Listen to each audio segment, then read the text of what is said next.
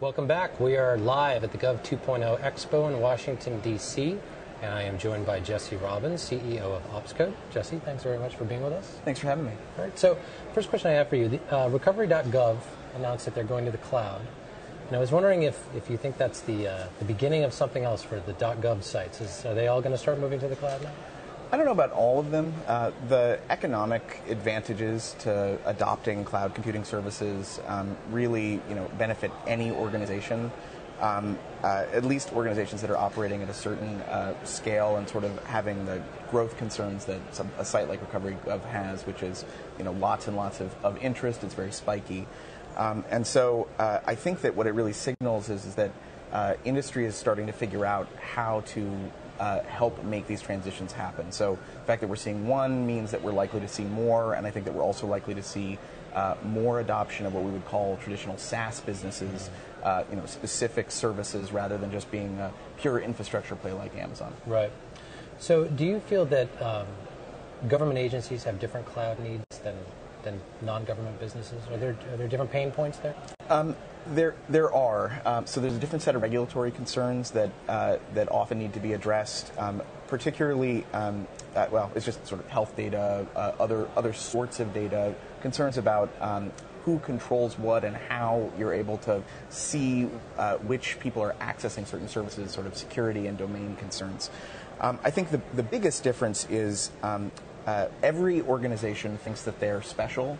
If you're a big website, you think, well, we're a big website and we couldn't possibly work the same way that an enterprise does. Enterprise thinks the exact same thing, startups thinks the exact same thing, and government thinks the exact same thing. Everyone's a special case. Government does have, because of the unique regulatory concerns, some of the security boundaries, like top secret networks and other things where they simply can't work on a public cloud environment. Right. But basically, the sort of core operating concerns, availability, scalability, reliability, are all the same as what you'd find in an enterprise. It just takes a little bit longer to kind of work through the first couple, like as you're seeing with Recovery.gov, which is allowing them to figure out, okay, well, this is how we map our specific concerns. So basically, it is the same story that it's been with enterprises for the past 5 years. They started off saying we could never do that. Right. Now they're saying, oh, we all have to do that.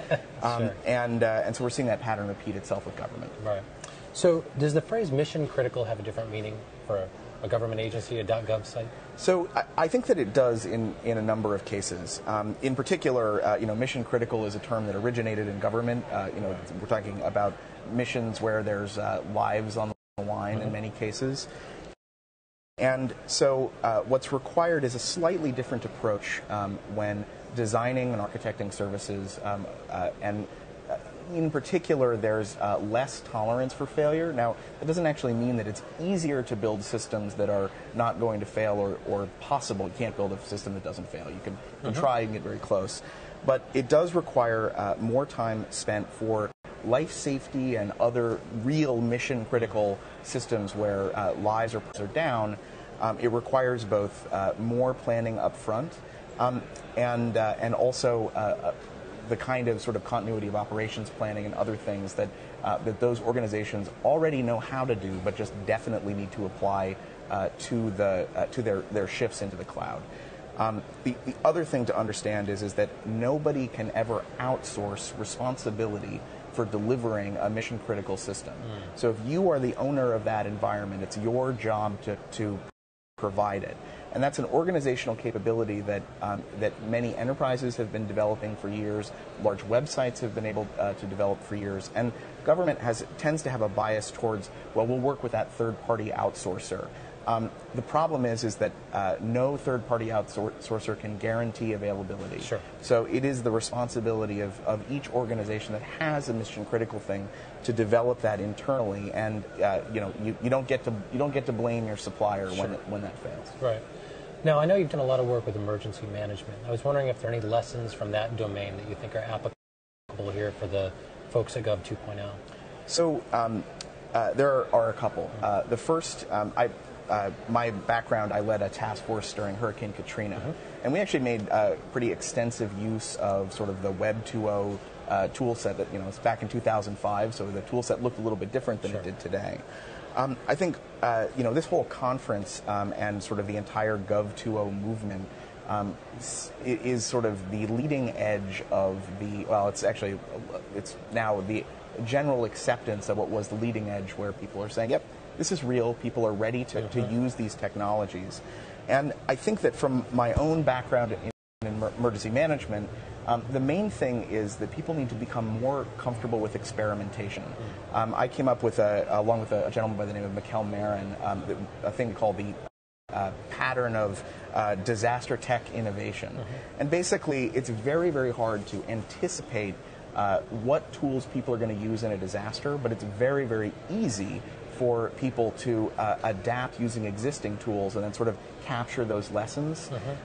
And so I think the biggest thing from my own background in emergency management is we want to encourage that kind of ad hoc adaptation, and then we want to make sure that at the end of an incident we capture the learning that was gained from whatever that adaptation was. And people use the tools that are available, and then look to sort of bolster those and build systems around those, rather than sort of doing big design up front in those cases. So it's sort of embracing experimentation, and that's been a big shift. It's one that's happening in emergency management now broadly.